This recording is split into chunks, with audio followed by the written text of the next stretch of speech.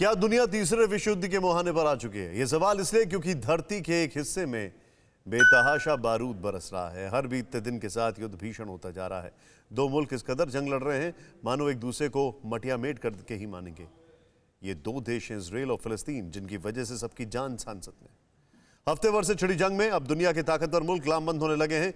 एक तरफ तुर्की, रूस, ईरान और पाकिस्तान फिलिस्तीन के साथ खुलकर आ चुके हैं, तो इजराइल के पीछे सुपर पावर अमेरिका की ताकत है। सवाल यह है कि मिडिल ईस्ट में छिड़े आसमानी संघर्ष का अंजाम क्या होगा? क्या यह महायुद्ध की आहट है?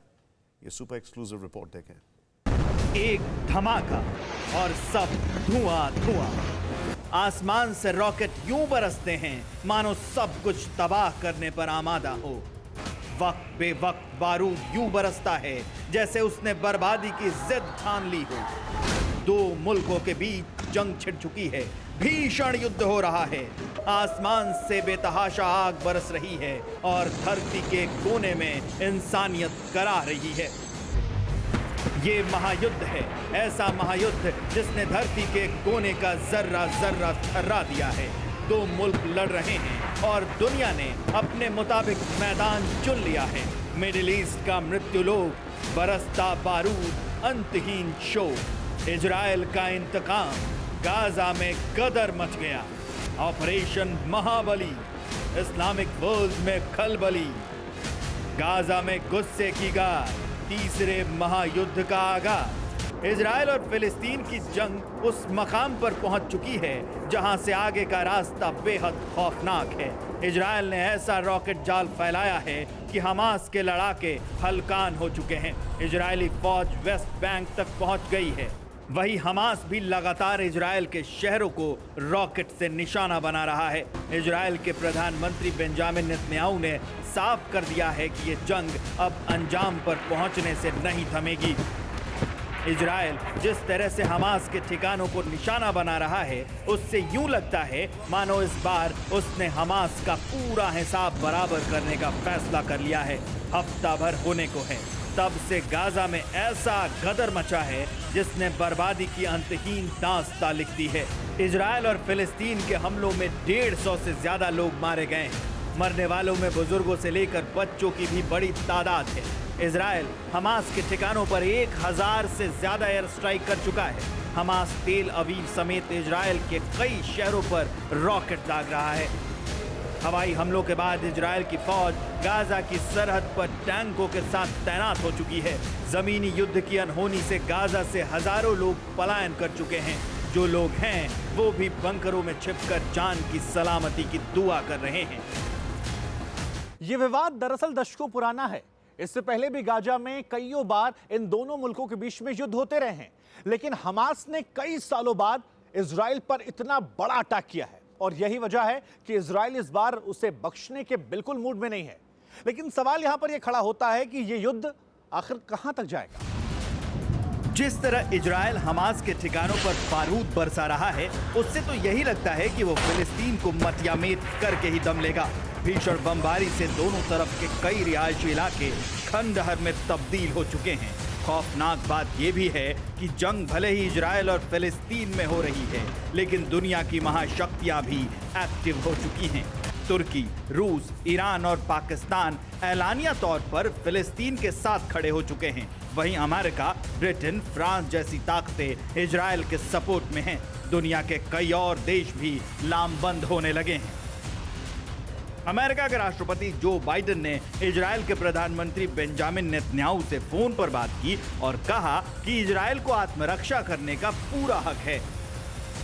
अमेरिका ने इजराइल में अपना दूत भेजने का ऐलान किया है। अमेरिकी राष्ट्रपति जो बाइडेन ने कहा कि वो सऊदी अरब और मिस्र के संपर्क में हैं। मामला इस बार इसलिए भी गरमाया है क्योंकि अल अक्सा मस्जिद में इजराइल की कार्रवाई रमजान के दौरान हुई। भले ही मुस्लिम देश अभी इस पर खुलकर नहीं बोल पा रहे हों, लेकिन कई मुस्लिम देश इजराइल से नाराज हैं। खासतौर से तुर्की का तिकड़मी तानाशाह बेहद बौखलाया हुआ है। तुर्की ने इजराइल के खिलाफ मुस्लिम मुल्कों को एकजुट होने की अपील की तो जिन्ना के वारिस अपने नए माई बाप से कहां पीछे रहने वाले थे। इमरान के शागिर्द तो इस कदर बिलबिलाए हुए हैं मानो मुंह में एटम बम टांग कर गाजा पहुंचने वाले हों।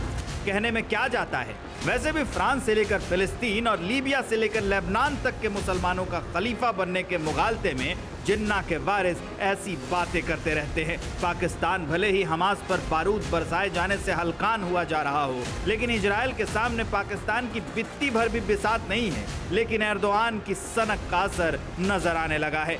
सऊदी अरब ने OIC की इमरजेंसी मीटिंग बुलाई है। इस बैठक में OIC देशों के विदेश मंत्री शामिल होंगे। मीटिंग में फिलिस्तीनी इलाकों में इजराइल के हमले पर बात होगी। इस्लामिक देशों के संगठन ऑर्गेनाइजेशन ऑफ इस्लामिक कोऑपरेशन में 57 इस्लामिक देश हैं। जाहिर है अगर OIC में इजराइल के खिलाफ कोई फैसला होता है तो दुनिया को महायुद्ध के मुहाने पर पहुंचने से शायद ही रोका जा सकेगा। इस बारे में कोई दो राय नहीं है कि इजराइल सैन्य ताकत के मामले में एक महाशक्ति है। अमेरिका के साथ साथ पूरा वेस्टर्न यूरोप जो है वो उसके साथ खड़ा हुआ है और मजबूती से हमेशा इजराइल का पक्ष लिया है। साथ ही हमास को ये सब आतंकवादी संगठन मानते हैं। लेकिन जिस तरह से इजराइल को हमास टारगेट कर रहा है, उस पर जवाबी कार्रवाई कर रहा है, अटैक कर रहा है, इससे यह भी लगता है कि हमास के पीछे भी कई सारे मुल्क हो सकते हैं। इजराइल दुनिया के ताकतवर मुल्कों में से एक है, जिसके पास दुनिया के सबसे घातक हथियार तो हैं ही, जंग लड़ने में सबसे तेज दिमाग भी हासिल है।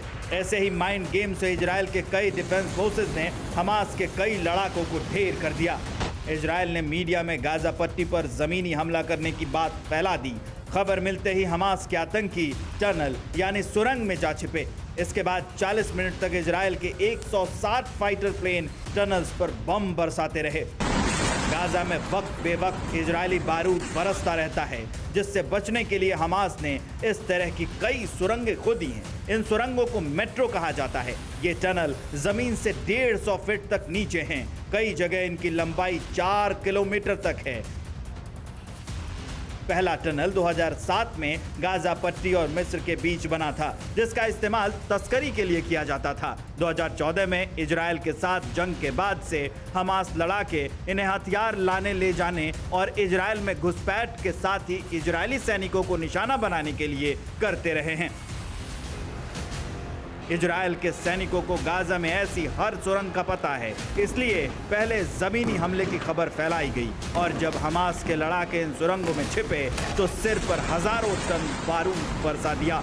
इजराइल और फिलिस्तीन की जंग हर बीतते दिन के साथ और भीषण होती जा रही है। ऐसे में दुनिया की ताकत में हर कोई, अमेरिका रूस आमने सामने हो सकते हैं, यूरोप के ताकतवर देश इजराइल के साथ आ सकते हैं, फिलिस्तीन को मुस्लिम देशों का समर्थन मिल सकता है। पाकिस्तान और तुर्की जिस तरह खुलकर फिलिस्तीन के साथ आ गए हैं, उससे हवा का रुख समझा जा सकता है। वहीं अमेरिका हर हाल में इजराइल की हिफाजत की कसम खा चुका है। जाहिर है अगर रूस, ईरान और चीन जैसे देश जंग में कूदते हैं तो दुनिया को तीसरे विश्व युद्ध की भीषण तबाही से कोई नहीं रोक पाएगा। फिक्र आपकी, सोमवार से शुक्रवार रात 9 बजे सिर्फ TV9 भारतवर्ष पर।